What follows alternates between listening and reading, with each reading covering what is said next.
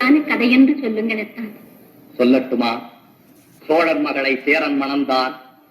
சேரனுக்கு ஓர் செல்வன் பிறந்தான். செல்வன் இந்த சிலையை மணந்தான். தெரிந்த கதைதானே இது? நடந்த கதை கூட. நடக்காத கதை என்று சொல்லுங்கள்.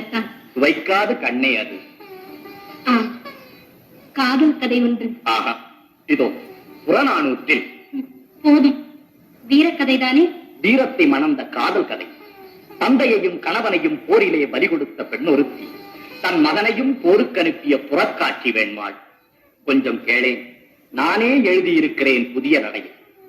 காவிரி தந்த தமிழகத்து புதுமணலில் களமமைத்து சேர சோழ பாண்டி மன்னர் கோபுரத்து கலசத்தில் யார் கொடிதான் பறப்பதென்று இன்று போல் போர் தொடுத்துக் கொண்டிருந்த காலமது. அந்நாளில் ஒரு களத்தில் தாய்நாடு காக்க தாவி பாய்ந்து செத்தார் தந்தை என்ற செய்தி கேட்டு தணல் வீழ் மெழுகானாள் தமிழகத்து கிளியோருத்தி. அனல்போலும் கண்ணுடனே அயலூர் சென்றிருந்த அவள் கணவனும் வந்துட்டான். துணல் போக்கும் விழியாலே அவள் போர்ச்செய்து தந்திட்டாள். தந்தை களம்பட்ட செய்திக்கோ தவித்தாய் என்றான். இல்லை என்பா, முல்லை சூழ் இந்நாட்டு படையிலோர் வீரர் குறைந்திட்டால் நல்ல உடையிலோர் கிழித்தல் வந்தது போலன்றோ. இனி தடையின்றி நுழைவரே பகைவர் என எண்ணினேன்.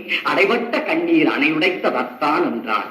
அவன் புகைவிட்டு கிளம்பும் ஒரு புலி என, புகைவிட்டு குமுறும் எரி மலை என, பகைவெட்டி சாய்க்கும் வாழெடுத்தான், சூளுரைத்தான், சுடமுகம் பூச்சினான், சுக்கு நூறுதான் சூழ்ந்து வரும் பகை என்றான்.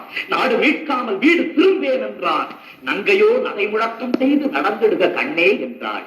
திரும்பி வருவேனோ இல்லையோ, எதற்கும் இப்போதே ஒரு முத்தம் இந்தார் திரும்பு என்றான். கொடுத்தான். பின் தொடுத்தான் பகைவர் மீது பானம். போர் போர் போர் எனவே முழங்கிட்டு முரச ஒலி. பார் பார் பார், அந்த பைங்கிழியின் உரிமையாளன் பகைவர் மீது பாய்ந்து கொள்ளும் வீரம் பார் என்று பட்டாளத்து தொடரெல்லாம் என்றுரைத்தார். அந்த கட்டாணி முத்தாளும் கண்வழியே சிரித்திட்டாள். களத்தினிலே அத்தானுக்கு அடுக்கடுக்காய் குவிந்து வரும் வெற்றிகளை கேட்டுவிட்டு Welcome aboard. எடுபட்டன, எதிரியின் குதிரை கால்கள் உடைபட்டன, வேடப்படை முறிபட்டது, வேல்கள் பொடிபட்டன, எம் கொத்தவன் படைகள் கொட்டும் பேரிகை கோடை இடியென கேட்குது கேட்குது என குதித்திட்டாள். புதுப்பண் அமைத்திட்டாள். வீரர்கள் வந்தனர். வெற்றி உன் கணவனுக்கே என்றனர். வேந்தனின் தூதுவர் வந்தனர். வாழ்த்துக்கள் வழங்கினர். வீட்டோரத்து தோழிகள் வந்தனர். வெற்றி மீட்டோலை வாசித்து மகிழ்ந்தனர். அந்த அழகி ஆனந்த கண்ணீர் பொழிந்தார்.